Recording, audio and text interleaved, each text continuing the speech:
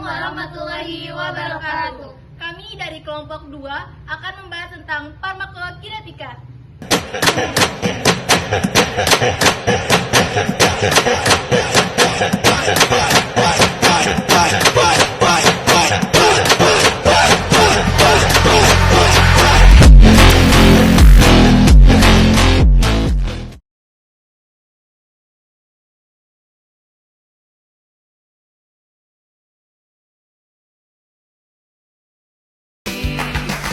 Job's a joke you broke, your love life's the old way.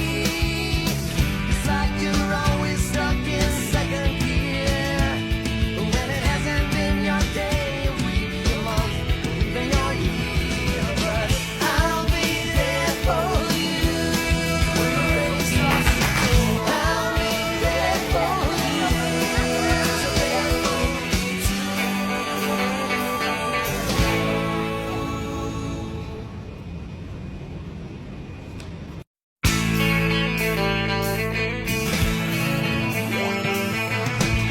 No one told you life was gonna be this way. Your job's a joke you broke.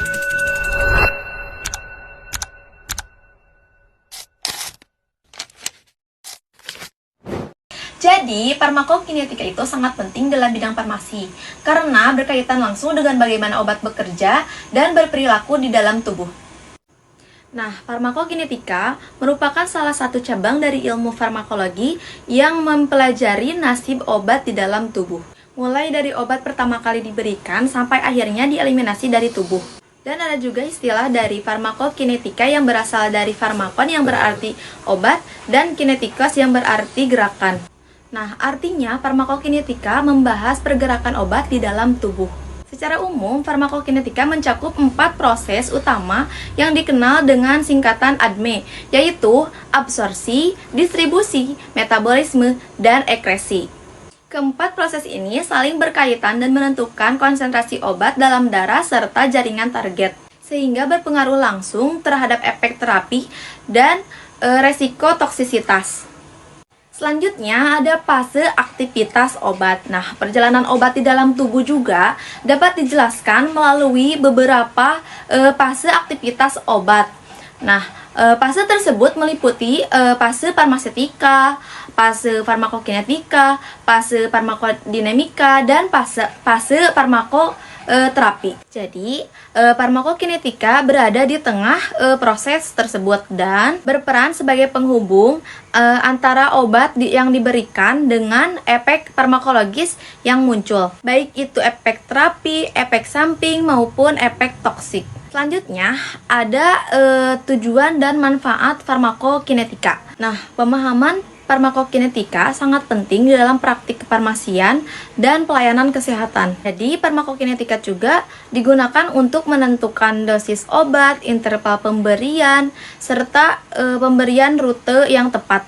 Selain itu, farmakokinetika juga berperan dalam personalisasi terapi berdasarkan kondisi pasien, pengembangan obat baru, serta penanganan kasus overdosis dan interaksi obat. Oke, cukup sekian dari pembahasan saya.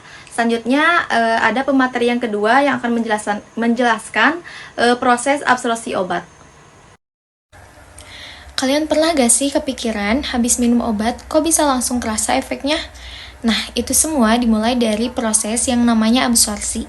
Absorpsi adalah tahap pertama dalam farmakokinetika, yaitu proses perpindahan obat dari tempat pemberian ke peredaran darah. Proses ini sangat penting karena menentukan seberapa cepat dan seberapa banyak obat masuk ke darah. Jadi, semakin baik absorpsinya, biasanya efek obat juga semakin optimal. Absorpsi obat sangat dipengaruhi oleh rute pemberiannya. Obat itu bisa diberikan lewat berbagai cara seperti oral, enteral, rektal, intranasal, inhalasi, intramuskular, subkutan, transdermal, dan intravena. Contohnya, obat intravena atau suntik ke pembuluh darah. Nah, rute ini memberikan efek paling cepat karena obat langsung masuk ke darah dan memiliki bioavailabilitas 100%. Berbeda dengan obat oral yang kita minum sehari-hari, kalau obat ini harus melalui proses disintegrasi dan disolusi di saluran cerna, lalu masih harus melewati metabolisme lintas pertama di hati. Karena itu, jumlah obat yang sampai ke darah bisa berkurang. Jadi, beda rute pemberian, beda juga kecepatan dan jumlah obat yang diserap oleh tubuh. Setelah tahu rutenya, sekarang kita membahas bagaimana obat bisa menembus membran tubuh. Absorpsi obat terjadi melalui beberapa mekanisme, yaitu difusi pasif, difusi terfasilitasi, dan transport aktif. Yang paling sering terjadi adalah difusi pasif, yaitu perpindahan obat dari konsentrasi tinggi ke rendah tanpa membutuhkan energi. Kemudian ada difusi terfasilitasi yang dibantu oleh protein pembawa, tapi tetap tidak memerlukan energi. Sedangkan transport aktif membutuhkan energi dan memungkinkan obat berpindah melawan gradien konsentrasi dari konsentrasi rendah ke konsentrasi yang tinggi. Terakhir, absorpsi obat juga dipengaruhi oleh beberapa faktor. Di antaranya adalah sifat fisikokimia obat, ukuran dan bentuk molekul, derajat ionisasi, pH lingkungan, aliran darah di tempat absorpsi, serta kondisi fisiologis, terutama di saluran pencernaan. Nah, semua faktor ini akan menentukan seberapa optimal obat bisa diserap oleh tubuh. Apa sih itu distribusi obat dan metabolisme obat? Distribusi merupakan proses penyebaran obat dari sirkulasi darah ke jaringan dan organ tubuh. Distribusi fase pertama terjadi pada organ dengan aliran darah tinggi seperti otak, jantung, hati, dan ginjal. Sementara itu, distribusi fase kedua terjadi pada jaringan dengan aliran darah lebih rendah seperti otot, kulit, dan jaringan lemak. Distribusi obat dipengaruhi oleh aliran darah, permeabilitas membran, ikatan obat dengan protein plasma, serta adanya penghalang biologis seperti blood-brain barrier, plasenta, dan barrier lainnya. Apa sih metabolisme obat? Metabolisme obat adalah proses perubahan kimiawi obat di dalam tubuh, terutama di hati, dengan tujuan mengubah obat menjadi senyawa yang lebih polar dan mudah dieliminasi. Metabolisme obat terdiri dari dua fase. Fase pertama meliputi reaksi oksidasi, reduksi, dan hidrolisis yang umumnya melibatkan enzim sitokrom. Fase kedua merupakan reaksi konjungsi seperti glukurominadasi dan sulfasi yang menghasilkan metabolit lebih larut dalam air. Nah, apa sih metabolisme lintas? Pertama, dalam menurunkan bioavailabilitas obat oral, sehingga seringkali diperlukan dosis oral yang lebih besar dibandingkan rute parenteral. Saya akan melanjutkan pembahasan farmakokinetika, yaitu proses ekskresi obat sebagai tahap terakhir dari konsep ADME. Ekskresi atau eliminasi obat merupakan proses pengeluaran obat dan metabolitnya dari dalam tubuh yang bertujuan untuk menghentikan kerja obat serta mencegah terjadinya akumulasi obat yang dapat menimbulkan efek toksin.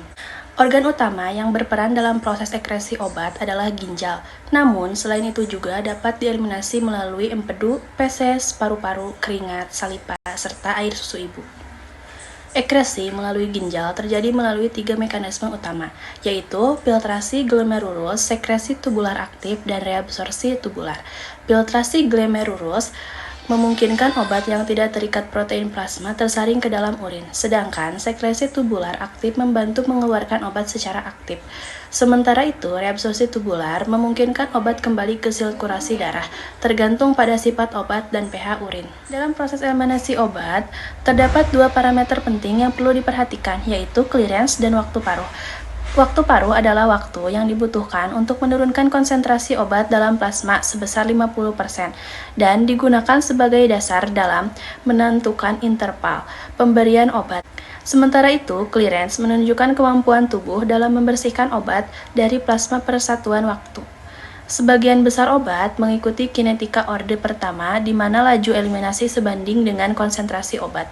Namun, beberapa obat seperti etanol mengikuti kinetika orde 0. Sebagai penutup, dapat disimpulkan bahwa ekskresi merupakan tahap akhir dalam farmakokinetika yang berperan penting dalam mengakhiri kerja obat dan menjaga keamanan terapi. Secara keseluruhan, farmakokinetika mencakup proses absorpsi, distribusi, metabolisme, dan ekskresi atau ADME yang saling berkaitan. Absorpsi.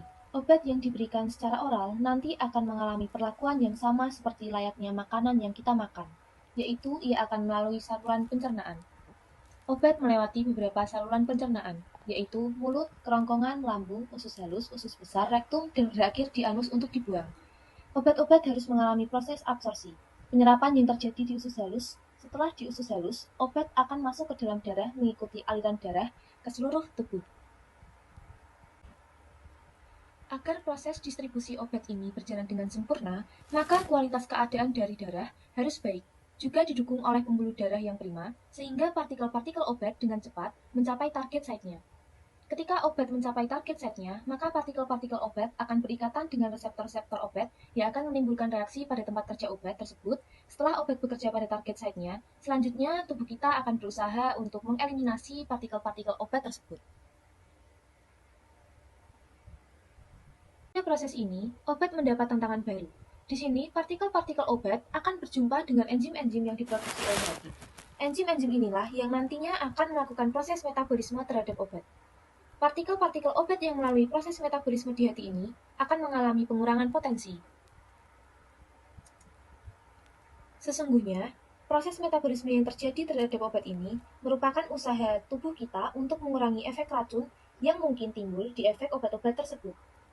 Jadi, jika kita mengonsumsi lebih banyak obat dengan dosis yang tinggi, maka organ hati akan bekerja lebih berat untuk upaya metabolisme obat tersebut. Obat-obat yang telah mengalami proses eliminasi di dalam tubuh akan berubah sifatnya menjadi bentuk yang mudah larut dalam air agar tubuh kita dapat mudah untuk mengekskresi atau mengeluarkan sisa-sisa obat tersebut. Obat-obat dapat diekskresi dari tubuh kita melalui urin, feses, keringat, dan juga air susu ibu. Sekian yang dapat kami sampaikan. Wassalamualaikum warahmatullahi wabarakatuh.